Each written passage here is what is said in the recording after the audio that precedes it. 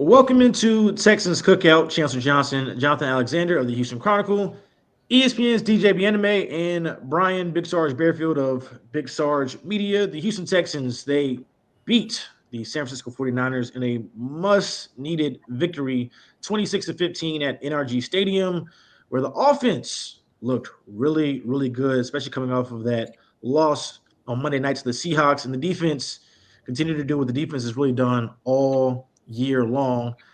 The Texans, they move on to 3-4 on the season.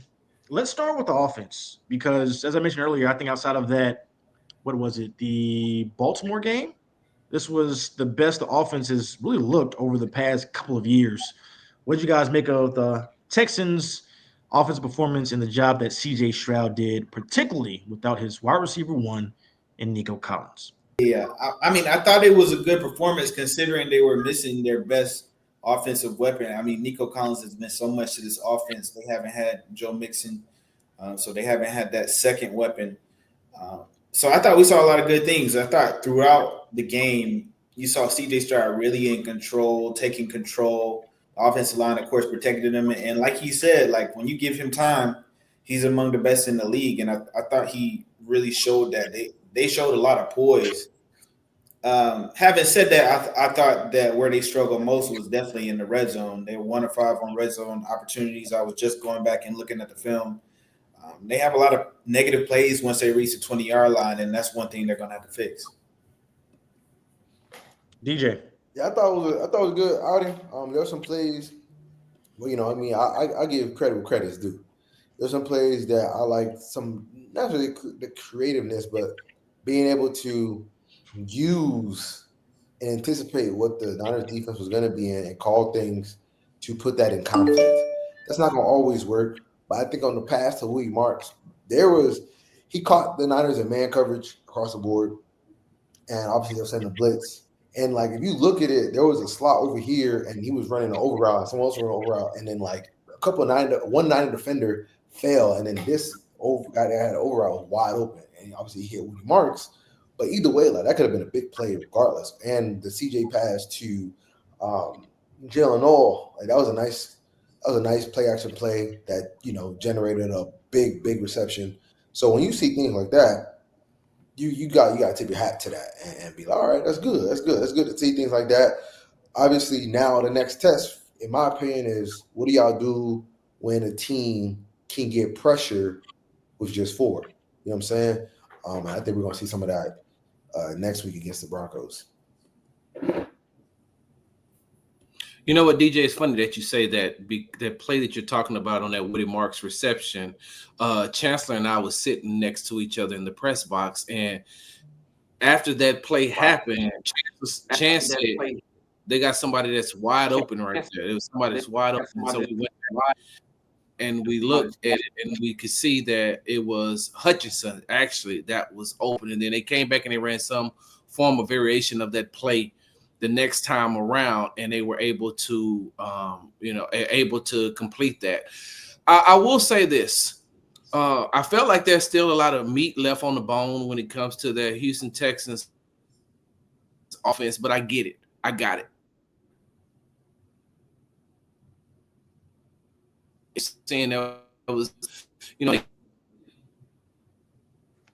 didn't get comfortable for him to be able to do the things that he did, and that's something that you want to see going forward. That you just keep him comfortable, keep him upright. And I think that if he doesn't have to worry about the pressure, if he doesn't have to worry about people at his feet, he can operate the way that he did, and he's going to start seeing some other things. The one thing that I noticed on Sunday was he was getting the ball out of his hands, but we know that in 2023, CJ, yeah, he could have got the ball out of his hands quick, but then he also know, well, hold on for 1 second, because there might be something else that might be breaking open that's a little bit further down the field. And so I think that they did an outstanding job of getting the ball out of his hands quickly, but I think that they still that offense still isn't where it could be.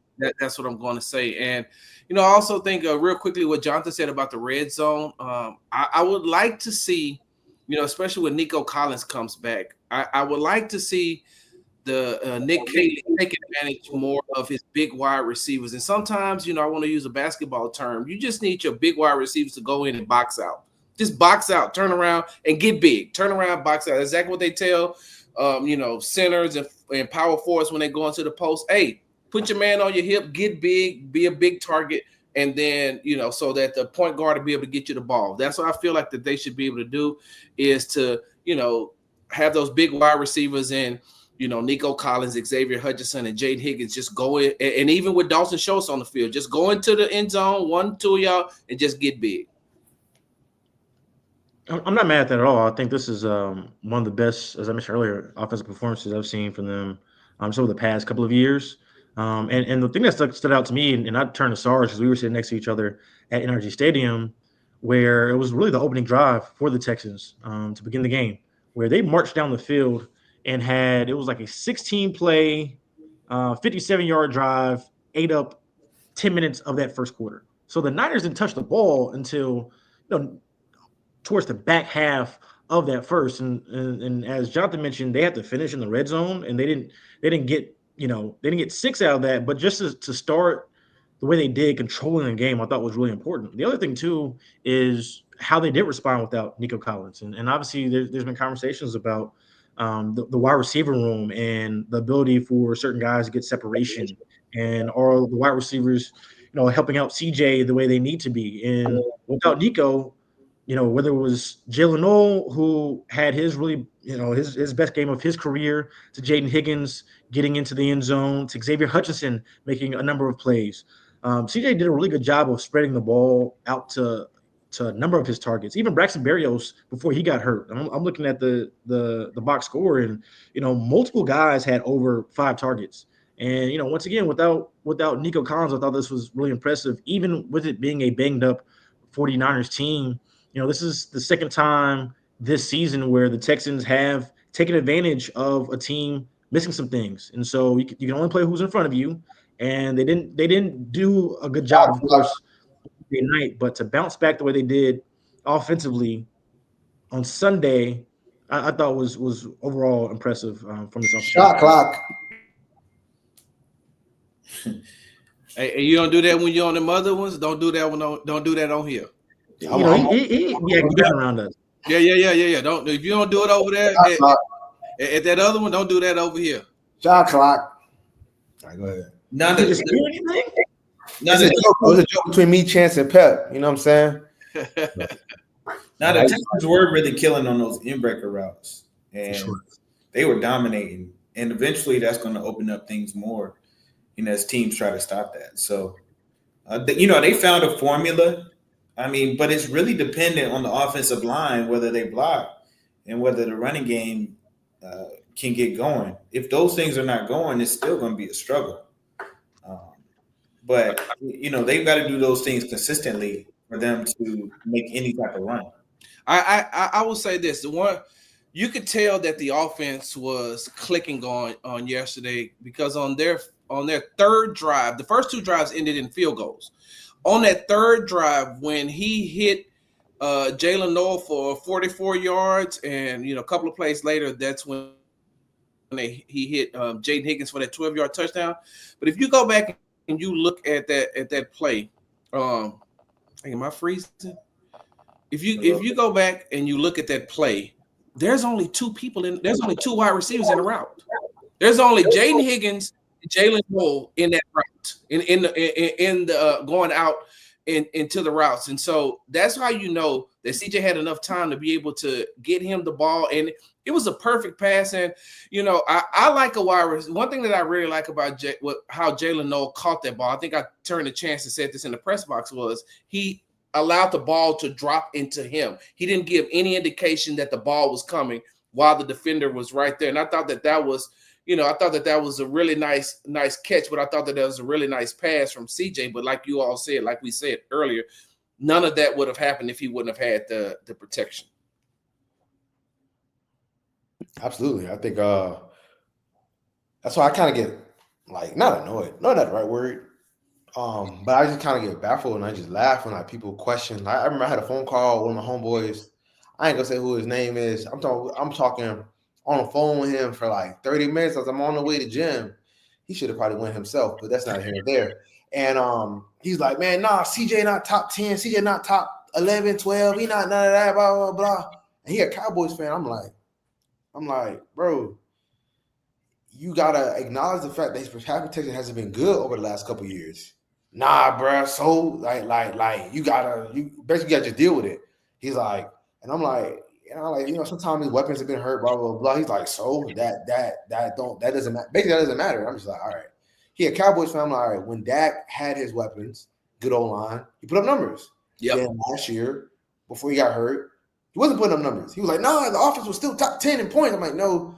Then he went and looked it up. I was like, nah, they were averaging like 18 for 19 for 20 points per game. Because he was missing some pieces. Obviously, only had, at that point, Brandon Cook was kind of washed. He only had CD, no run game, et cetera, et cetera. The offense, didn't do as well. And obviously, Dak's numbers weren't as great. And then the offense wasn't as great. He got hurt. And that was that, So that's why I kind of get annoyed when people act like protection and giving CJ the pieces that he needs to be successful. And mentioning that is, well, you make an excuse. That's not excuses at all. So I've gotten that a number of times too, where people will be like, like, whoa, it's CJ's fault. My thing is like, why do people feel that way? Like, why don't people consider some of the factors along with it as well? Like, why do people, to me, like, if you're not a superhero or Superman, it's just an automatic doc. I'm curious to hear what you guys think about that of why so many people have that kind of mindset. Because I think it's pretty simple. Like, it's easy to just focus on the quarterback, right? Like, it's kind of like if, let's say, I'm trying to think, when LeBron couldn't like beat the Warriors outside that 1 year when they had KD, Steph, all them, or even when they just had Steph, but they lost when Kyrie and Love got hurt. It's just easy to be like, oh, well, their best player ain't get the job done. Just like a quarterback, it's really easy to like just say they ain't get the job done without discussing all the external factors around that quarterback. And I think a lot of times people forget that it's a team sport. It's 11 on 11. You need your other 11, or at least 9 of your other 10. My bad. You need your other 9 of your 10, 8 of your 10 to do their job. And sometimes if one of those people mess up, that can ruin the entire play. And I think that people don't want to discuss that because it's too you're contextualizing. It's boring, and it's way easier to say that guy ain't good. He ain't get the job done. So I think that's why people lean on that, because it's easier to do that, right? It takes actual digging in to figure out what's going on, actual researching to figure out what's actually going on, to have a nuanced conversation. People don't want to have nuanced conversation. They just want to say this quarterback is not good. And that's not even to just sure. Yeah, I mean, it's basically like a lazy take. Like, and a lot of people who are fans or who are what do you say, like the Stephen A. Smiths or the wannabe Stephen A. Smiths, give lazy takes without doing the evidence. But I think, I agree with DJ. The quarterback is the first person you see. And then I think the other thing is, after CJ Stroud had the year that he had in 2023, a lot of people expected him to take a rise in 2024 and then again in 2025. But I mean, that's unrealistic. A lot of guys really struggle in their second years. It's tough unless you're Drake May, but Drake May struggled in his rookie season. But it goes back to one of the things that I've continued to say is I think you're only as good as the pieces around you. The offensive play caller you have, the blockers you have, unless you're a freak like Patrick Mahomes, Lamar Jackson, or Josh Allen. Those are among the few players who can overcome despite their surroundings. I'll go after you, Chancellor. Yeah, I mean, just to piggyback off that, it just feels like it is a lazy take, and I guess people look at it as excuse making. But it's I don't think it's fair to CJ, or really as DJ mentioned, it's not just about CJ. Like a lot of quarterbacks get that, and I don't think it's necessarily fair to ask a lot of these QBs to overcome bad play calling or a bad scheme, bad O-line, and Like at some point, QBs do have to do stuff, and but for me, if a quarterback is missing on the throws or he's holding the ball too long, just completely too long, like that's where you can hold the QB accountable. And there's some other factors as well, but I just think a lot of times people aren't fair to QBs, and we see that CJ Stroud has shown when he's given time, he can be as good as any other QB in this league, and I think that showed against the 49ers. Hey, Chance, I was about to be petty and do this. I can't hear anything. We're definitely going to have to incorporate that into the show. But let me say this, okay? Hey, look. Hey, camera 2 on me. Camera 2 on me. Ain't really no camera 2, but I'm just going to say camera 2 anyway. Camera 2 on me. Focus on me right here. Let me look with it. Okay, we right here, right? Hey, man, let's just call it what it is. A lot of people who try to talk football are idiots. I'm just going to say it. A lot of people who try to talk football and try to, tell you, I watched all 22. I know what I can do. I watched this. I watched that. Blah blah blah blah blah. Okay, I get it. Right, I got it. But then when you start trying to break it down, I tell people all the time. I say, look, I respect your opinion. I just disagree with it. And a lot of times, especially when we're talking about quarterbacks, I disagree with it because, sure, they're the first thing that everybody looks at. They feel like if you got a franchise quarterback, you got the best thing in the world. You should be able to win all the games. You should win Super Bowl every year. They get paid the most money. They're protected by the league. I got all of that. But what you're asking a franchise quarterback to do is, hey, I need you to build this house. I need you to build this house, and I need you to have a solid foundation. I need to build this house, and we want this house to stand or to last for a very long time. When you look at teams like the New England Patriots, Tom Brady built the house. That thing lasted for as long as it could before Bill Belichick burned it down. When you look at what Patrick Mahomes and what Andy Reid has done in Kansas City, they put down the foundation, built the house, and that house has lasted for a very, very long time. So the only way, though, that those houses were able to be built and sustained is you got to give them the tools. CJ Stroud cannot build a house without the tools. He can't build what the Houston Texans fans want him to be without the tools. And so, there's no possible way that we should have been talking about, well, if Nico Collins goes down, then who else do they have? Oh, okay, so now how do we think that Hutch is going to step up? How do we think that Noel is going to step up? How do we think that Higgins is going to step up? But if I'm not lying, okay, take the camera back to everybody. Hey, if I'm not lying, haven't we been doing that the last 3 years? We did that in the divisional round against the Baltimore Ravens. We did that in the divisional round against the Kansas City Chiefs. We watched Nico go down last year, so I understand. But without CJ being able to have a good number 2 wide receiver or having the offensive line that it needs, because, hey, look, I'll say it. We all know, I've said it multiple times. When you look at that offensive line, the way that it was put together coming into the season, it looks like it almost got worse. And so, and then you want to look at CJ in his second system, in his third year. So, I shot clocked myself. But yeah, that's good. You should just, like I said, I just feel like, when you're talking to those people and they don't talk about the other intangibles that CJ needs to lead this team, then I just stop talking to him. Or I'll just black out and start thinking about, hey, man, I wonder if KD, how many years he actually has left in him. Hey, can I make one small point? And it's going to be super quick. All right, so CJ Stroud wasn't sacked. That was the first time since 2023. You know how many times he had games where he wasn't sacked in 2023? How many? He had 5. 5? Like, that's how good the offensive line was last year, and it was why he was successful as a rookie. You mean 2023? Last year? Not last year. Yeah, 2023. My bad. Yeah, it's why he was so successful in 2023. His offensive line was legit.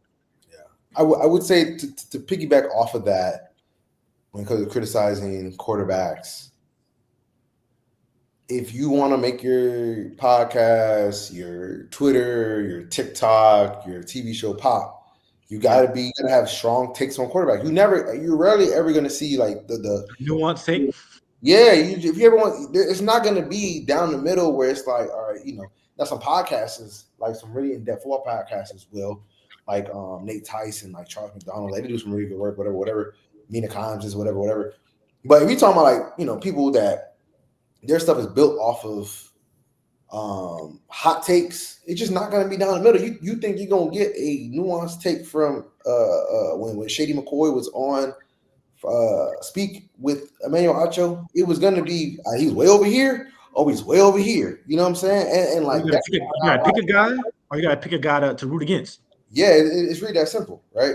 So CJ, honestly speaking, like if I'm watching a TV show and somebody says I'm watching a thing and they said CJ is a solid quarterback, like I'm like whatever. But if he say he great, I'm like, all right, what? Why do you think he great? If he say he sucks, it's like okay, well, like that's gonna get someone to react, and people know that subconsciously or consciously know that. So that's why, like if you want to get your Twitter going or TikTok going, you gotta have a strong take when it comes to like quarterbacks, which is and it's easier. Kind of like what that guy, I can't think of his name right now, that came from San Francisco that made the tweet on Sunday that said all NFL quarterbacks, even CJ Stroud. Right. What do you mean, even CJ Stroud? Is he not an NFL quarterback? But if you go back and you look at that, look how much engagement that got. That's what you're right, DJ. A lot of this is engagement farming. Yeah. Because like you can't say Jake Andrews, the Texans center, just generally speaking, am I saying this is it? He's the best center in the league, or he stinks. All people care about that is his parents.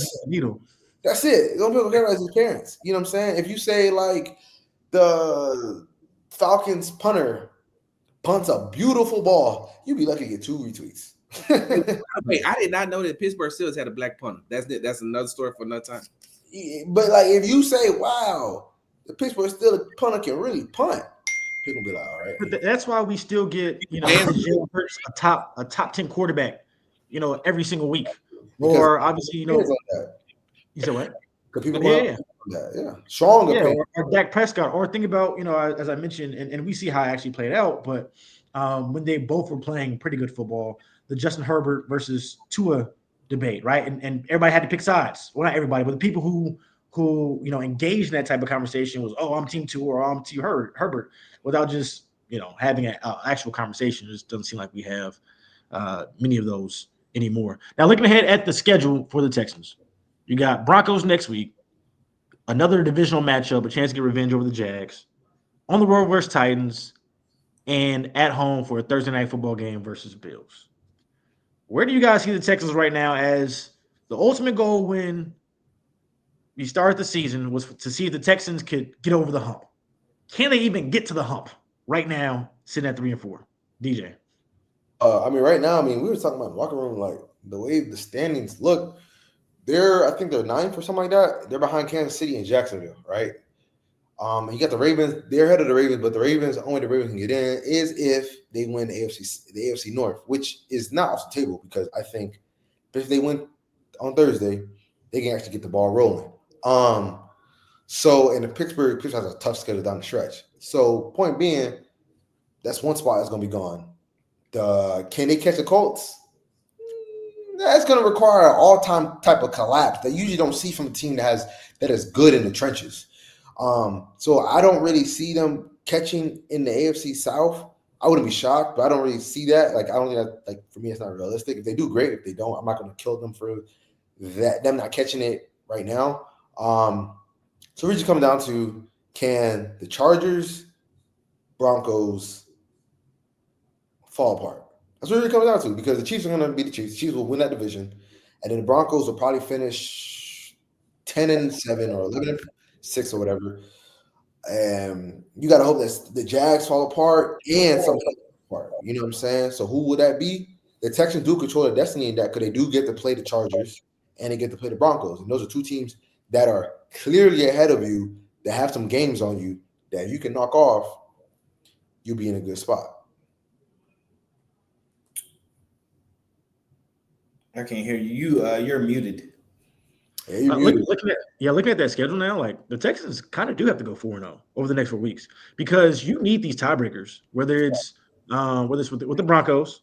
Mhm. You need it. You can't go 0-2 to the Jags, especially since let's assume they don't catch the Colts. Yeah. So you have to split with the Jags.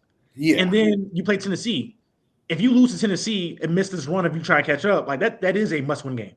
So now it's 3-0. And then with the Bills in a divisional race with the Patriots, they're another they are another potential wild card team. Yeah, Potential. for sure. So when you look at it, like you have to go 4-0 over this next 4 weeks. Every single game, you can't afford to drop the next 4 games. And also, too, that at least would maybe give you a chance to even think about the AFC South. But as you mentioned, right now, it's with the way the Colts are playing, particularly in the trenches, they're just playing some really good football. Like it would, I don't see them just all of a sudden reversing and the Texans just catch them because they do run it off by essentially winning a bunch of games over the next few weeks. So they got to go 4-0 over the next 4. And to follow up on that, if the Colts literally go 5-5 rest of the year, they'll finish 11-6. So that would mean the Texans, for them to win a division, would have to go 12. Yes, which means they have to basically run the table and only lose 1 game, and that's just not going to happen. Like if it does, you could throw egg on my face, blah blah blah, whatever. You could post this clip, da da da da. I'll take the L, and I'll be glad that they're taking the L. But you don't be glad to take no L. Don't lie to me. Oh, listen, a lot of these people, DJ, you do not take a L very well. Just say you'll take an L. You don't say yeah. But I think on this one, if they were to run off and win the AFC South, I would be. Wait, no, hold on. Let's since we're here, let's go somewhere with this. All right. So if the Texans come back and win the AFC South, what should DJ's punishment be? Punishment. Boy, I ain't doing no punishment, man. What you talking about? Punishment. So to DJ's point, like if the Colts were to do, like, just listen to it though. If the Colts were to finish 5-5, the Texans would have to finish 9-2 or better. And the Texans have the Chiefs, the Bills, the Broncos, and the Chargers, and the Colts, and the Jaguars left on their schedule. That's not even possible. It's the likeliness of them doing that and the Colts going 5-5 is very, very slim. Wait, Jonathan, let me ask you a question. You saying that so, and maybe let me get the overall consensus. But since you was the last one, Jonathan, I'm gonna come back to you. So you're saying that they would have to run the table, win the AFC South. You don't think they can get in as a wild card? No, they can. I'm just saying. Okay. Catch the Colts for the division. Like the hole they've dug themselves is already deep. Like they literally have to go on a run to win the AFC South. Now they could get into the playoffs as a wild card team, but even that's going to be tough because you're going to have to rely on the Chargers to fail, the Jaguars to fail, or the Chiefs or the Broncos. And I can't see the Chiefs failing. I can't see the Broncos falling off, and for the Chargers to fall off, maybe, but that's going to be difficult too. Yeah. So I got a different take, right? And I don't even want a solo. I want everybody on here with me together. I know, Chance, you're gonna talk to me in post-production about Sarge the optics. I got it. But what? So let me say this, right? Hey, Chance, we supposed to make this feel like it's $1 million operation, man. So we got to use like post-production and right. Am I right? Go ahead with your take, man. Thank you very much. Okay, so I get it. I heard what DJ said. I heard what Jonathan said, and I heard what you said, Chance. And I agree. I definitely agree. I don't see them being able to run the table like that and a game at a time. And so there are some games left on the schedule that I do believe that they're probably not going to win, but there are some that I think that they can that they can win. Like, okay, so I'll say it. I'll start it off. So I'm just gonna go by this week. I believe that the Houston Texans can beat the Denver Broncos, and one of the reasons why I believe that the Houston Texans can beat the Denver Broncos is because I had the Denver Broncos defense on my fantasy team. So I watched a lot. I watched a lot and have watched a lot of their games, and there are some holes in that defense. Don't get me wrong. I know that they have an all-pro I know they have an all-pro cornerback. I know that they have. Did the middle linebacker make all-pro as well? I can't think of DJ. What's the middle linebacker name? He didn't. He made Pro Bowl. Yeah, man, I don't think he made all pro. I think Zach Bond made all pro because Bobby Wagner and Fred Warner. Well, they have a really good linebacker though. So I thought you said something. Go ahead. But I've watched them, and even on the flip side, I don't think that Bo Nix is as consistent as he needs to be. And so, like I said, I said this on a previous show. I do think that they're going to make the playoffs, and so I don't have to rehash that. And I'm just looking at this Denver Broncos. So I think that they can. I think that they could. Do I think that they will? That's where the question comes in, because there's too much inconsistency from the Houston Texans offense. Like Sunday, we've seen what that offense could be, but we've also seen what they have been. And if you go back and you're looking, I think that they put up during the broadcast on Sunday, they put up the point differentials and the takeaways and the records of the Houston Texans and the San Francisco 49ers. And I think that, a couple of the analysts said that there's no possible way that you're looking at all of this that the Houston Texans have, I think, plus 39 point differential, plus 4 as far as takeaways is concerned, but their record is 2-4. Like, you shouldn't be that way. That's what concerns me.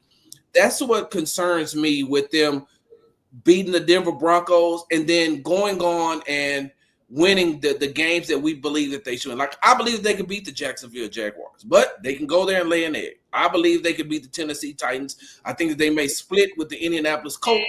I don't think they're going to beat the Chiefs. I think that the if they play their game, they can beat the Buffalo Bills. Like, there's things that in your mind you're saying, as long as they have that defense, you have a chance. Is that the shot clock? I don't care, because I thought that was your I thought that was a fire alarm or something. But I was wondering why he was smirking now. Right, but I thought that knowing you, DJ. But so that's what I'm saying. Like, I don't know. It's just too inconsistent with on the offense side of the ball. Let me ask you all a question before we get up out of here. Wait, before you do that, to your earlier point, Nick Bonito did make the All-Pro. Okay, But he's the outside linebacker. Oh, outside linebacker. Yeah. My bad. I said middle, didn't I? Yeah. My bad. I meant the outside linebacker. So Nick Bonito. But He before might not be a great matchup for Ariante, because Ariante is, like, Nick is more of like a bendy, twitchy guy. Yeah, great bend. Yeah, where he has great bend, and Ariante is still learning how to adjust to that. But I think Ariante can be pretty good though. But I think this would be a good test for him, just to kind of see where his development is. But before we get out of here, this is the question that I wanted to ask before we leave. If they don't make the playoffs, who do you blame? Well, listen, there's still a lot of football left. So, things change so much week to week that, if the offense, your question was, if they don't make the playoffs, who they blame? Say the offense does get better. Man, just answer the question. No, hold on. Say the offense does get better. Like, it changes. man. Answer the question. It changes. Playoffs, why? Like, who do you blame? I mean, it's the offensive fault that they went 4-3. You said what? Yeah, who I blame? Let everybody give just one answer. Yeah. Like, don't do all the qualifying stuff. Just all right. Chance, go first. Since DJ, you have your answer, then go ahead. I got my answer. Nick. Okay. Yeah, mine will be Nick Caserio and D'Amico. That's the two people I would blame. Yes, because they built this roster that caused them to do X, Y, and Z. So that's how. Really, if you're going that route, then yeah, it's either Nick or D'Amico, and then sure, it's Nick to me with the roster construction. Jonathan, I said Nick Caserio. I'm ready to blame Nick Caserio, and then after that, D'Amico. I would say blame Nick Caserio, and then after that, I would blame Cole Popovich. I'm gonna blame Bobby. I'm gonna blame Bobby. I would, and the reason why I blame Cole Popovich because all last year, all we heard was about how he had the answers and the to the stunts and delayed blitzes, and that's the one thing that killed them earlier on this season. So that falls back onto the offense, and so Caserio for the offensive line, but then him with coaching the offensive line. My point that I was trying to make is, say the offensive line plays fine for the rest of the season, they just still miss the playoffs. Like that's why it's week to week, depending on. I think the defense, if the defense is going to be consistent as it has been, then obviously it's not as much on D'Amico or Matt Burke. Wouldn't it be on why wouldn't D'Amico get blamed? He's the head coach. No. I'm talking about Matt Burke, like more so because the defense has been so solid. But definitely can follow D'Amico. He's still the head coach. I said definitely can follow D'Amico. I was talking about more default. D'Amico gets blamed. You said what? I'm asking DJ. By default, D'Amico gets blamed. Yeah, absolutely. Anytime a team underachieves, it starts with the head coach. And I wouldn't be clear. That's not what I was saying. Well, we got a lot of guys out here saying, I ain't say this, I ain't say that. You know what I'm saying? You good? You good? Yeah, you right? Am I? Are you? Okay, because I know we can talk about this at another time. So yes, you automatically blame. By default, the coach is going to get blamed. True that. But I mean, the first 3 games, that's on D'Amico. The first 3 losses is on D'Amico. Yeah, because some of that, because you had a guy out there that wasn't some of it, but not all of it. But you had a guy out there that shouldn't have been out there, that gave plays that cost you wins. And people want to blame Nick Caley and say it's his fault, but I don't blame Nick Caley. He didn't hire himself. He's a first-time play caller. The person who hired him or who recommended him should be blamed.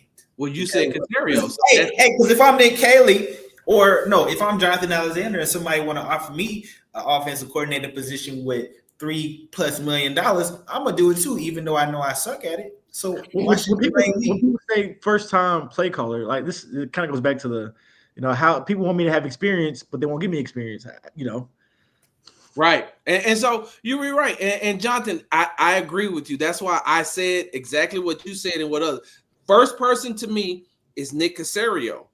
The second person to me, I'm not blaming Nick Caley. Nick Caley don't know what he's doing, right? Right. It's like your first time when you didn't know what you was doing. My first year doing journalism, it sucked. Right. So you don't know. I put it like this. I don't know if you all remember, but I remember my first article that I wrote looked like DJ, I'm not going there. My first article that I wrote, I think that thing looked like a 5-page essay. When I still go back and read it sometimes, like, what the hell was I saying? Like, and why is it so many words? Why is it 30,000 words? It seemed like, but over time, as you get better. So you're right. That's why I moved Nick Caley from the equation. But the constant has been Caserio and Cole Popovich. And it's his job, right? It's his job now. Hey, Nick Caserio didn't give him a lot to work with, but by the same token, it's your job to have him ready. You said you was ready for that position after Chris Strausser left, so. You're not wrong. No. However, I will say, comma pause. The point you just made makes me think almost the opposite. He was not given a lot to work with. So, Cole Popovich. Okay, well, hold on. But he knew, just like you, he knew what he was going to be working with, though. And it ain't too many people that has the ear of Nick Caserio. He does. So I'm not saying he's some great offensive line coach. I think they could probably do better. But considering what Nick Caserio gave him and that this offensive line is playing a little bit better than the one last year, I can give him a little bit credit, and I can elevate Nick Caserio even further. Hey, Jonathan, it's like giving like Nick Caserio gave Cole Popovich Bojangles when he should have been giving him Chick-fil-A. I got no. We need to. Where's the? We just being disrespectful at this point. All right. Well, quickly. Let's start our last one. Do they win on Sunday? Do they beat the Broncos? Yes or no? Jonathan, start with you. No. Sarge, Yes. DJ. Nope. I'll go Champ. yes. I'll go yes. All Hey, right, you know, y'all. let's let the people decide who's right. We'll see y'all next week for Texans Cookout. Appreciate y'all for tuning in. Make sure you like and subscribe.